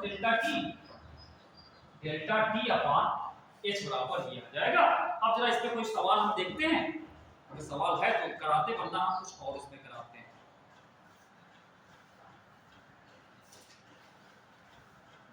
अच्छा चलो इसमें सवाल अभी कराने पहले एक चीज और कराते हैं आपको, क्लियर हो गया thermal resistance.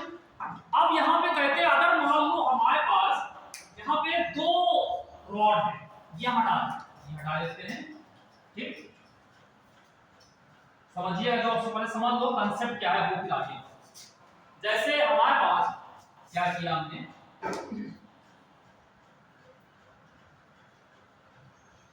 Rods in series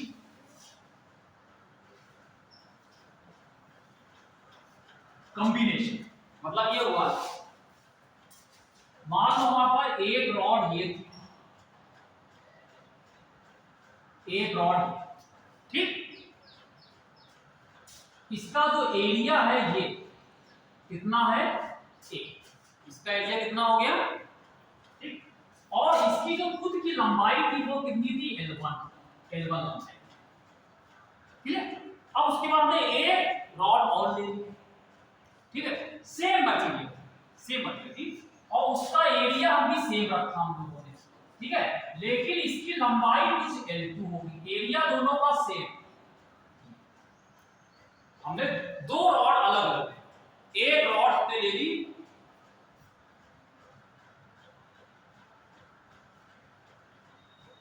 या तो हमने मान लिया कि मटेरियल भी सेम अलग है, दोनों सब बता दिए, ठीक है, लेकिन हमने एरिया सेम रखा, एक रॉड ये है, एक रॉड ये है, इसकी लंबाई L1 है, इसकी लंबाई L2 है, इसका एरिया ये है, दोनों का एरिया सेम है, और कहते हैं कि इसका जो एक सिरा था इसको हमने रखा T1 टेम्परेचर पर, ठीक, और इसका जो दूसरा सिरा था उसको दूसरी रॉड के पहले सिरे से जोड़ दिया, ठीक, और जो दूसरी रॉड का दूसरा सिरा था उसको टेम्परेचर T2 पे रख दिया, ठीक है। तो इसमें कितनी हीट फ्लो करेगी, यहाँ पे दो रॉड्स हैं, दोनों के एरिया क्रॉस सेक्शन सेम लेके चल रहे हैं, एक की लंबाई L1 एक की लंबाई L2 है, और अगर मान लें कि इसका कंडक्टिविटी K1 है, इसकी K2 है, और दोनों को इस तरह रखा गया कि दोनों के एंड टू एंड जॉइंट, मतलब इसका सिरा और इसका सिरा, इसका दूसरा सिरा इसका पहला सिरा एक दूसरे को टच कर लें, ठीक है, और फिर क्या किया, यहाँ पे इसको T1 मतलब एक लेजर वायर रखा हुआ, ये T1 पे रखा, इसको T2 पे, तो यहाँ से यहाँ जब हीट फ्लो करेगी, यहाँ से हीट जाएगी, तो आपको बताना है कि ये जो कांटेक्ट पॉइंट है ये कितने टेम्परेचर पे आए, मान लो थीटा टेम्परेचर, ये आपको पता, या थीटा नहीं तो आप इसको T मान लो, ये कितना टेम्परेचर होगा, तो क्या करें, देखो इस ऐसे सवाल कैसे किए हैं समझिए, जब ऐसे सवाल करने होंगे इसको कहते हैं series, rod in series combination, इसको कहते हैं सीरीज कॉम्बिनेशन, सीरीज मतलब एक जहां खत्म हुआ वहीं से दूसरी रॉड लगा, ये सीरीज कॉम्बिनेशन, ठीक है। तो जो वहां पे ऐसा किया जाता है तो हम लोग करते क्या है, देखो यहां से जो हीट फ्लो करेगी, यहां से जो हीट फ्लो कर रही मान लो H1, जो हीट यहां से आएगी वही हीट तो आगे जाएगी, जो हीट यहां से आएगी वही आगे जाएगी, तो जो हीट यहां फ्लो करेगी वही हीट यहां फ्लो करेगी, तो ये पक्का ध्यान बैठा लो, जब सीरीज में लगाए जाते हैं तो दोनों में हीट सेम होगी, यानी कि जो हीट H होगी वो दोनों में सेम होगी, ठीक, अच्छा, तो जो इसमें हीट फ्लो कर रही कितनी हो जाएगी, पहले वाले में कितनी फ्लो कर रही, यहां से आप बताओ, फॉर्मूला ये लगाओ, हीट बराबर कितना होगा, यहां से यहां टेंपरेचर कितना डिफरेंस है, T1 - T अपॉन, ठीक है, R क्या हो जाएगा, इसका रेजिस्टेंस, ये पहले वाले का रेजिस्टेंस, ठीक है, क्लियर। फिर जब यहां से यहां हीट फ्लो करेगी तो कितनी होगी, ये ज्यादा पे होगा ये कम होगा ना, तो क्या होगा यहाँ पे T - T2, और क्या लगा दो इसका, मान लो इसका रेजिस्टेंस R2, ये दोनों हीट बराबर, ये दोनों हीट, क्लियर। अब R1 R2 क्या है, R बराबर ये होता है फॉर्मूला, अब ये अलग लगाओ दो फॉर्मूला, तो यहाँ पे क्या लगाओगे, ये फॉर्मूला, यहाँ पे R1 की वैल्यू क्या आएगी, इसकी लंबाई कितनी है L1 अपॉन K1, ठीक, ये ठीक, दूसरे का R2 बराबर L2 अपॉन A2, एरिया से, तो सब सीरीज में रखते हैं, ज्यादातर एरिया सेम, कभी-कभी एरिया बदल सकता है, तो अगर बदल तो A1 A2 हो जाएगा, ठीक है, तो आप ये फॉर्मूले का इस्तेमाल, R1 R2 का ये लगेगा और H दोनों में सेम होगा, अब दोनों में सेम होगा, आप इसको सॉल्व करके T निकाल दो, ठीक है, क्लियर। अब देखो इतना समझ गए, अब यहाँ पे अगला का एक चीज और करते जा रहे हैं, अब हम करने क्या जा रहे हैं, अगर हम आपसे कहें ये जो T1 सिरा था, T1 टेम्परेचर, इसको ऐसे रखा और इस T2 को हम लोगों ने ऐसे, यहां पे दो रॉड लगी थी, तो हम चाहते हैं दोनों की जगह पे एक ही रॉड लगाएं। दोनों की जगह पे जो अलग अलग रॉड लगी थी, इनकी जगह पे हम एक ही रॉड अगर लगा दें, एक ही रॉड, तो T1 T2 तो उसकी लंबाई क्या रखनी पड़ेगी, L1 प्लस L2। उसकी लंबाई क्या रहेगी, L1 प्लस L2। तो जो नई रॉड लगाएंगे, मतलब हम ये चाहते हैं इसकी जगह पे नई रॉड लगाई जाए, तो उसका R क्या हो जाएगा, उसका R क्या हो जाएगा, उसका K क्या, R क्या हो जाएगा, K क्या, समझ आया। इसको कहते हैं जो नई रॉड होगी उसको कहते हैं कि जो नया उसका जो K होगा उसको कहते हैं इक्विवेलेंट थर्मल कंडक्टिविटी, और R कहते हैं इक्विवेलेंट थर्मल, ठीक है। अगर हम आपसे कहें कि अलग अलग रॉड लगी थी, इनकी जगह पे एक अलग से नई रॉड लगा दी जाए, नई रॉड बनाई गई, ठीक है, लेकिन क्या किया गया, वो ऐसे रखा जाए कि जितनी हीट इसमें फ्लो कर रही थी उतनी ही इसमें फ्लो होकर इसमें भी सेम, और सेम टेंपरेचर डिफरेंस में रखे जाए, मतलब H भी सेम हो, T1 माइनस T2 भी सेम हो, इसका मतलब H बराबर T1 माइनस T2 भी सेम हो, तो इसका R कितना हो जाएगा और इसका K कितना हो जाएगा, ठीक है, क्लियर। तो जो नई लॉ होगी तो उसका एक फॉर्मूला हम आपको बता रहे हैं, वो लिख लीजिए। जो R होगा, R जो होता है वो बराबर होता है R1 प्लस सीधे, तो पहले रॉड का जो R1 था, दूसरे रॉड का R2 होगा, उसको जब सीधे सम कर दोगे वो नई रॉड का R होगा, यानी नई रॉड का R बराबर क्या होगा, R1 प्लस, ठीक है, क्लियर, क्लियर है। लेकिन जो K होगा जब उसका फार्मूला कॉम्प्लिकेटेड है, वो समझ लीजिए, उसका K होगा, K का फार्मूला आएगा L1 plus L2 upon L1 upon K1 L2 upon ये सीरीज की बात कर रहे हैं। अगर ये सीरीज में रखे जाएंगे तो ये दो फॉर्मूले आपके लिए कि अगर इनकी जगह पे नई रॉड लगा दी जाए तो उस नई रॉड का इक्विवेलेंट, इसको कहते हैं R को कहते हैं, हम यहां पे लिख R को कहते हैं equivalent thermal resistance, equivalent thermal resistance, ये R, ठीक। और जो K लिखा हुआ है इसको हम लोग कहते हैं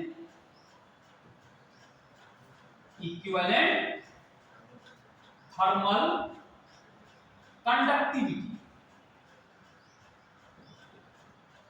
ठीक है।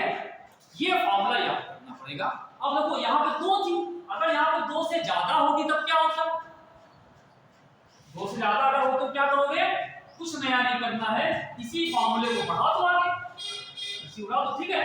कई है तो आप क्या करोगे, इक्विवेलेंट R क्या हो जाएगा, R1 plus R2 plus R3 plus ये आ जाएगा सब वर्ड कर, कई रॉड थी, एक रॉड बनाने उसका R बराबर सम करके निकल आएगा, और इसी तरीके से उसकी जो थर्मल कंडक्टिविटी वो क्या आएगी, L1 plus L2 plus L3, ये बढ़ता जाएगा ऊपर भी, और नीचे क्या आएगा, L1 upon K1 L2 upon K2 L3 upon K3, ये ठीक समझ आया। तो ये फॉर्मूले आपको दो याद रखने पड़ेंगे, ये सीरीज की बात कर। अब हम जरा इसके कुछ न्यूमेरिकल्स हम कराने जा रहे हैं, फिर हम पैरेलल कॉम्बिनेशन कराएंगे। सीरीज है पैरेलल, पैरेलल अलग हो जाएगा, लेकिन सीरीज क्लियर है। सीरीज में क्या क्लियर होना चाहिए कि दोनों में सेम हीट फ्लो करे, हीट जो यहां से निकलेगी वही आगे बढ़ जाएगी, है कि नहीं, क्योंकि हीट आगे पीछे चली जा रही, जो यहां निकली वहां चली जाएगी, तो सीरीज में हीट दोनों में सेम।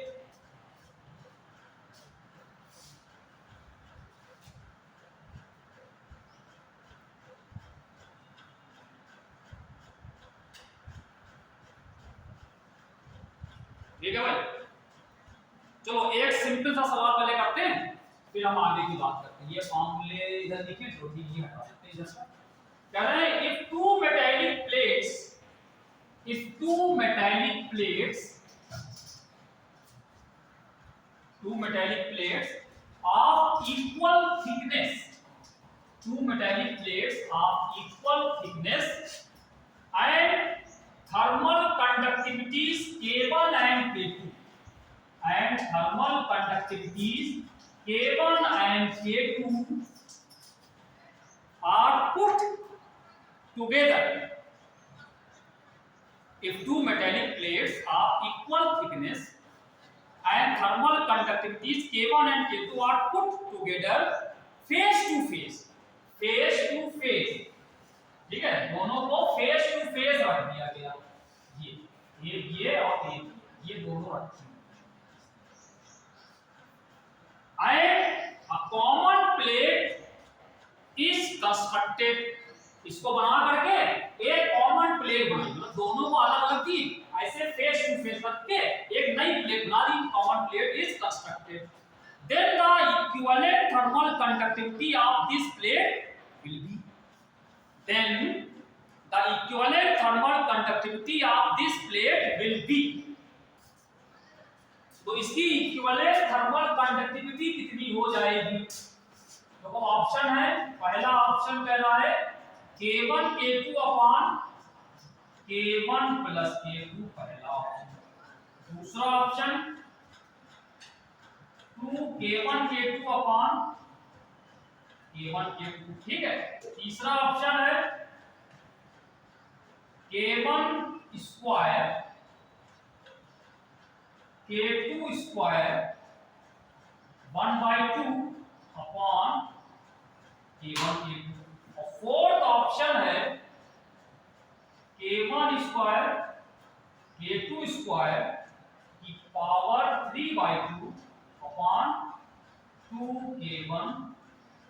बड़ा आसान सा है, करें दो मेटालिक प्लेट्स, मेटल की बनी हुई दो प्लेट्स हैं, आप इक्वल थिकनेस, मतलब उनकी थिकनेस बराबर है और उनकी जो कंडक्टिविटीज हैं, एक की है K1 एक की K2, और उनको are put together face to face, मतलब फेस से फेस जोड़ दिया गया।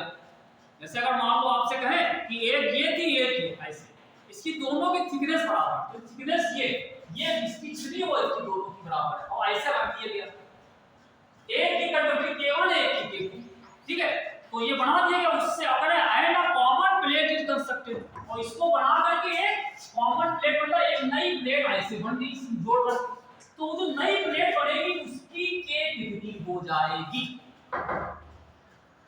क्या करोगे? थिकनेस बराबर है, तो जो इसकी लंबाई अगर L है तो इसकी लंबाई भी, क्या बताओ कैसे करोगे?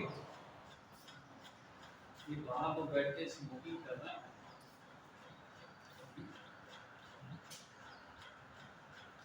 Smoking is prohibited in the college, होता है नहीं तो चलो ठीक है, यहाँ पे कक्षाएं चल रही हैं इसलिए आप धूम्रपान ना करें, धूम्रपान निषेध। तो ये बताओ क्या कैसे करोगे, क्या करेंगे?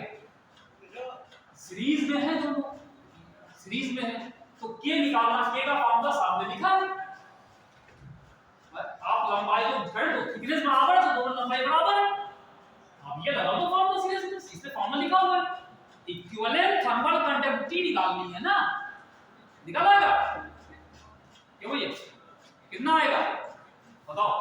कैलकुलेशन खाली है और कुछ नहीं, सिर्फ कैलकुलेशन कर लो, अगला सवाल किया है।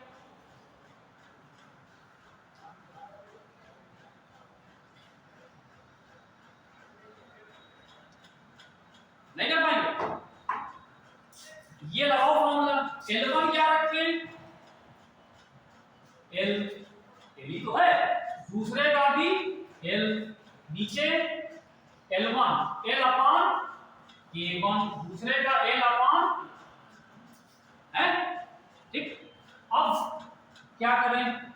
ऊपर तो आ जाएगा 2L L प्लस L2, नीचे कैसे करोगे?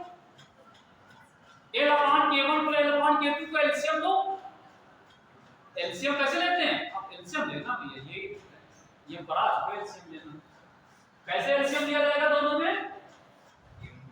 K1 लो, नीचे एलसीएम ले लो, K1 K2, ऊपर क्या आएगा? क्या होगा? L K2 नीचे आएगा L K1 एक और आएगा भाई। इसको जब दो एलसीएम लेते हो उसको इससे डिवाइड करते हो, K1 K2 K1 से डिवाइड किया तो आया K2 और जितना आता उसको ऊपर से मल्टीप्लाई कर देते हो। वही यहां पे पहले बता चुके हैं, ठीक है सही है। हाँ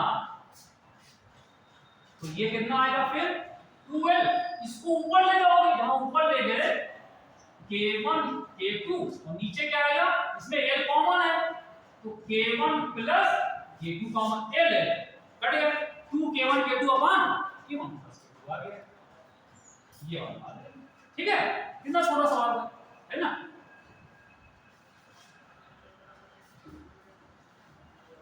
अब देखो जैसे अभी मैंने बताया कि सीरीज में एरिया ऑफ क्रॉस सेक्शन हमने बराबर लिया। अब एक सवाल हम कर रहे हैं इसमें एरिया बदल गया, जरा वो देखते हैं।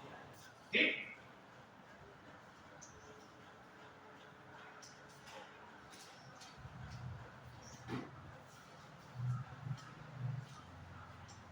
ये करा के पैरेलल वाला भी करा देते हैं, है ना। हमने वैसे एक और कराना था, हमने जो ग्रुप में डाला था, हमने कहा ग्रोथ ऑफ द आइस हमने बताया कराने के लिए करा। ठीक है, चलो वो फिर आगे कराते हैं जब क्लास में। A metal rod of length 2 meter, a metal rod of length 2 meter, metal rod of length 2 meter, height cross sectional area 2A, cross sectional area है 2A and A cross sectional area 2A and A,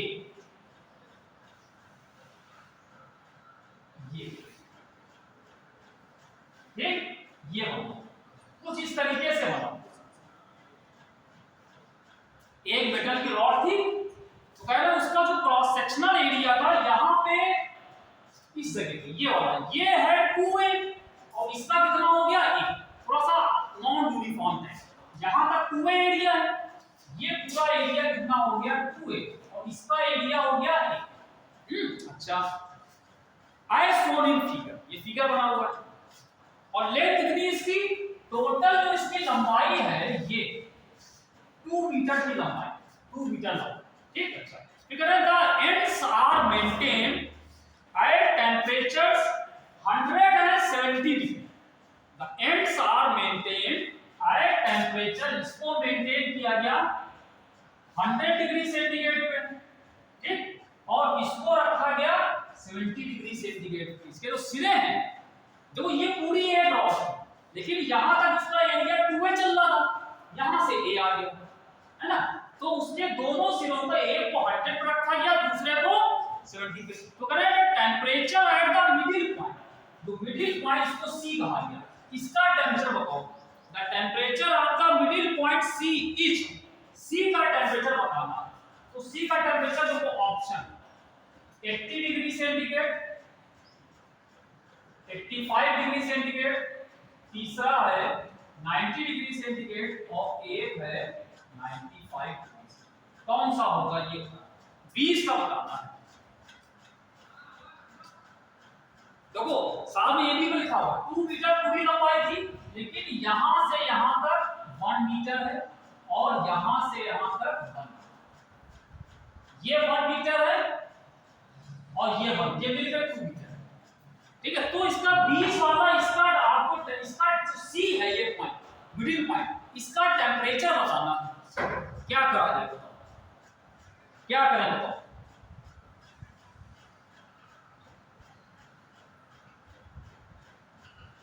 क्या करें बताइए। दोनों कैसे हैं, series में, series में है। यहां एक खत्म हुआ चालू कर दे, पहले बताया हमने सीरीज में अगर जो हीट यहां से आएगी वही हीट यहां चली जाएगी, तो दोनों की हीट सेम कर दो बस। ठीक है, दोनों की हीट सेम कर दो निकल आएगा। तो देखो इसमें कितनी हीट फ्लो कर रही, पहले वाले में हीट कितनी फ्लो कर रही, h1 बराबर, अगर आप यहां से यहां हीट कितनी फ्लो, रेट ऑफ फ्लो आ रही, हीट करंट की बात करते हैं, h1 कितनी आ जाएगी यहां से यहां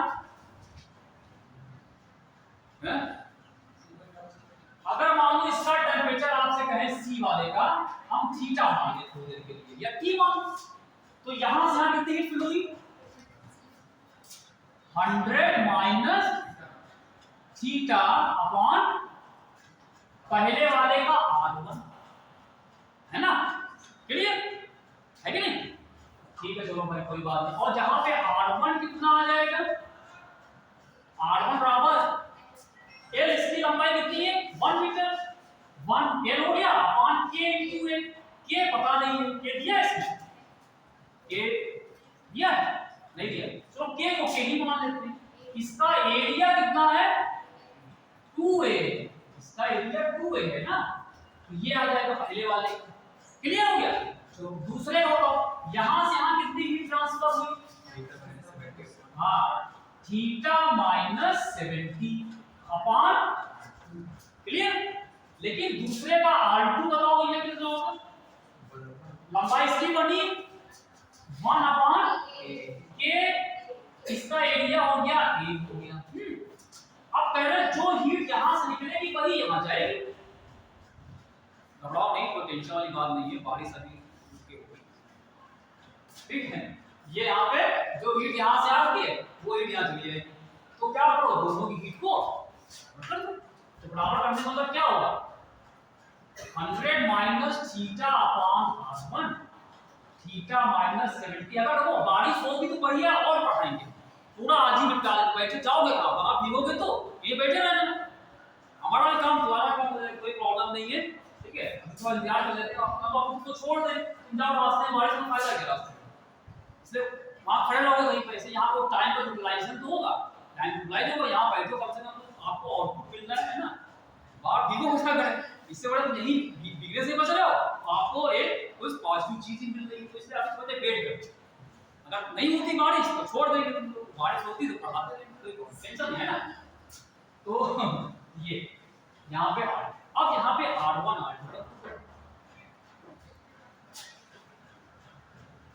R1 कितना है 1 अपॉन 2k, ठीक है? ये कितना हो गया थीटा माइनस 70, R2 कितना हो गया 1 अपॉन k, सही है? सही है, क्लियर है? इसको ऊपर कर दो, 2k ऊपर चला गया, जो ऊपर जाता है उलट जाता है ना, तो ये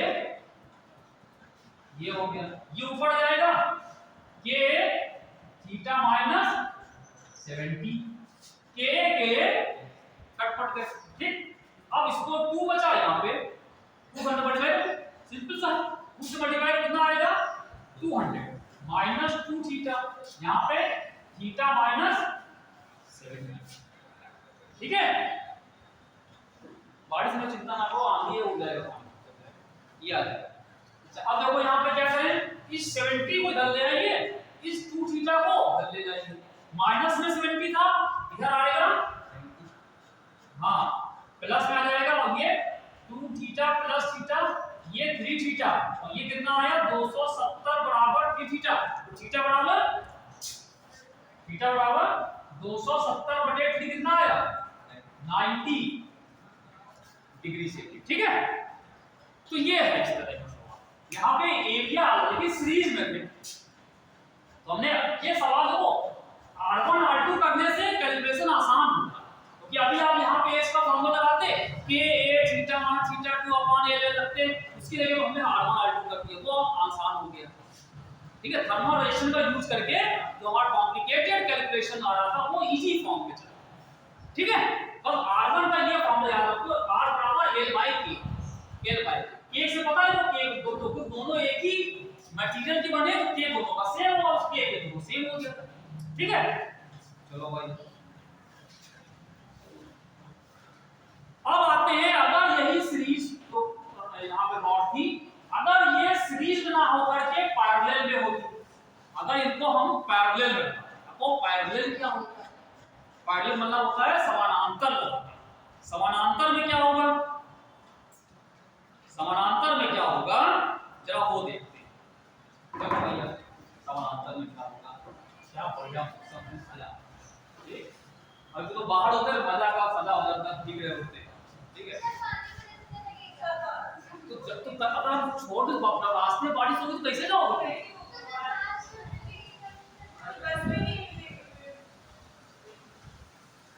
नहीं कोई प्रॉब्लम नहीं, चले जाओगे, हमें प्रॉब्लम नहीं, चले जाओगे बारिश रुकते। आंधी तो आ रही है भाई, बस उड़ जाएगी।